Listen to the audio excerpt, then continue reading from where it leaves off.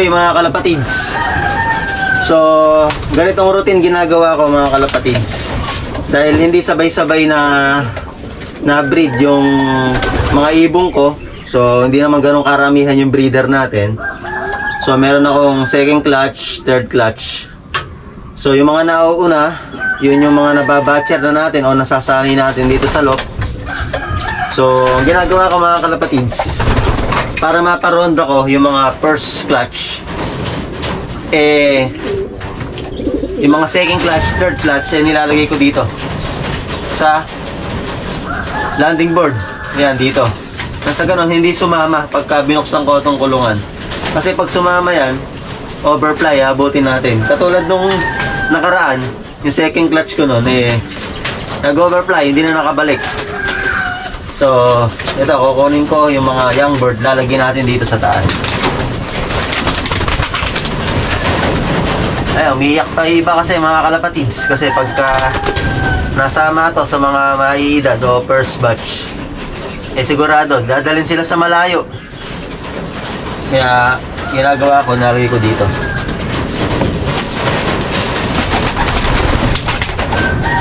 Oo, may itim tayo mga kalapatids.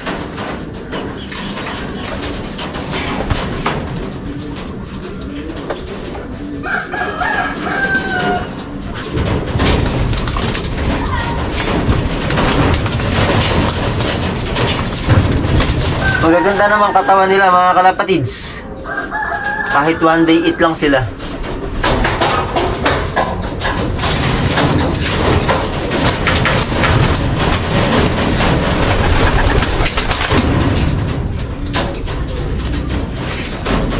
Ayan.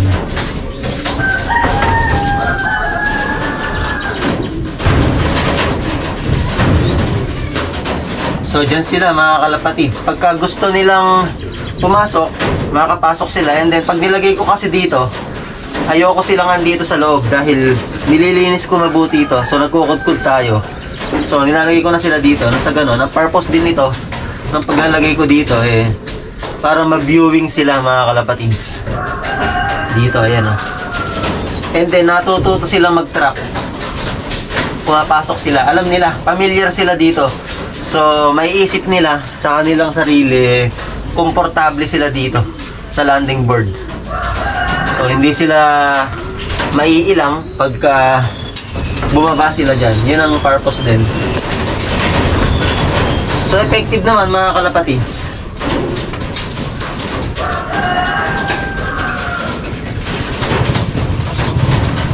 So, sinusuri ko mabuti mga kalapatids kung wala akong nakakalimutan na young bird. Kasi papakawalan ko na ito, yung mga first batch. Ayan, pwede na natin pakawalan.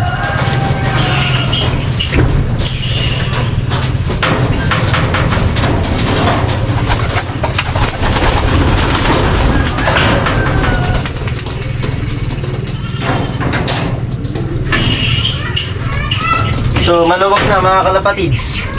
Napakawalan natin first batch, yung mga sanay na, yung mga young bird na second batch, third batch. So andito na sa landing board. So makakapaglinis ako mga kalapatids mabuti. Nakakapagkukut-kut ako yun.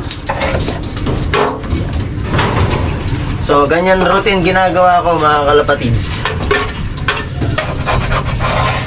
About naman doon mga kalapatids sa nasasabi kong one day eat,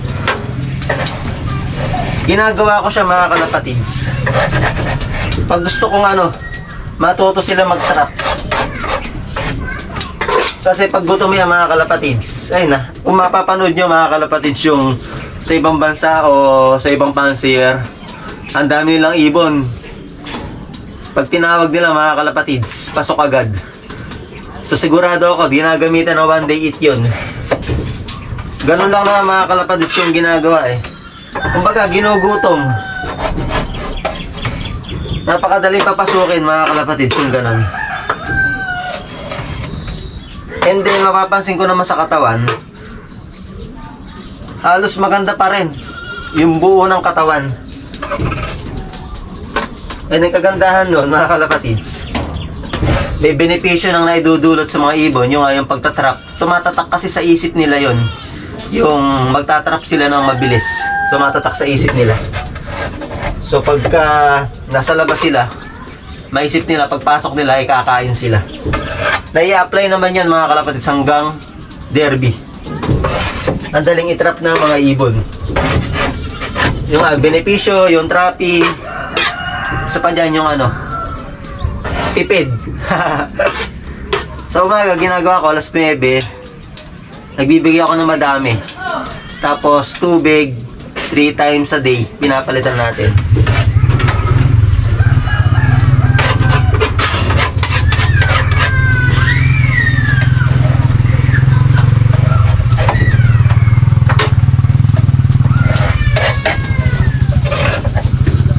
Kaya ganyan ginagawa ko, andito sila mga kalapatids. Pagka kasi may nag-overfly dito at nagustuhan yung ibon mo. Ang tagal ko na mga kalapatids nag-iibon dito sa amin. Nag-start ako 2017. Simula nun mga kalapatids, wala man nagsoli sa akin ng overfly. So ano na tayo ngayon, 2024 na. Hindi ko pa naranasan yung i-PPM ako, sir, sa'yo ba to? O malalaman nila na sa akin.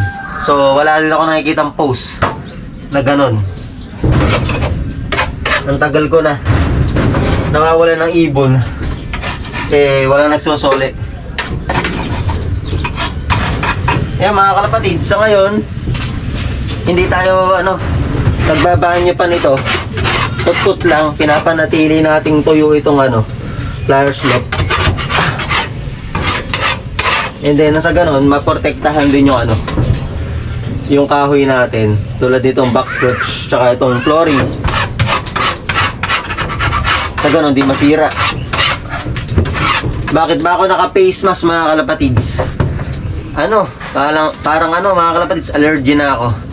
Yung mga pulbos nila sa pakpak. Basta yung mga alipato dito, yung mga maliliit na parang kaliskis nila na nalalaglag. So bahing ako ng bahing, tsaka naluluha ako, tapos sinisipon ako. Yun ang nararamdaman mga kalapatids. Ang tagal bago mawala nung pagka wala akong face mask. So pag nagpe-face mask ako, napoprotektahan.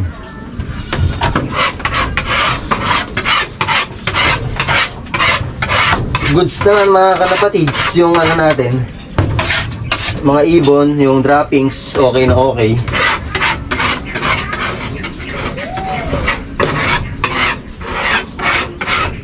So dito, sa mga young bird ko na to, wala pa akong binibigay mga kalapatids. Ayun, yung lang, electrolytes, paminsan-minsan binibigyan ko. Madalas mga kalapatids, yung honey, tsaka luya, bawang, malunggay, oregano, yan. Medyo pakukuluan ko lang. Yung lang, basta nakita kong kumulay na yung tubig, tsaka medyo umusok, goods na yun. Ayaw kong lusakin mabuti. And then, pipigayin ko. So, palalamigin, yun yung binibigay ko. Tsaka purong honeybee.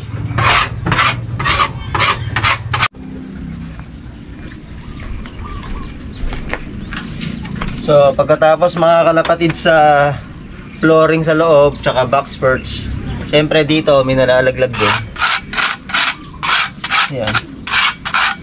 And then pinupulot ko na mga kalapatid yung mga seeds, kasi hindi maiwasan may malalaglag talagang seeds dito sa baba. So pag nagwa one day eat kayo, matutukan nila yan. So tatatak sa isip nila. Dito sila madalas pupunta kasi may makakain sila. Kaya mas maganda, habang lumilipad, tanggalin na natin yung mga nalalaglag. Siguro yung ganitong sistema sa maraming oras lang.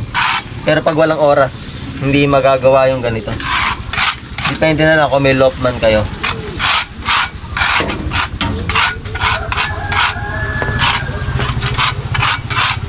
Mga poop natatanggal mga kalapatid.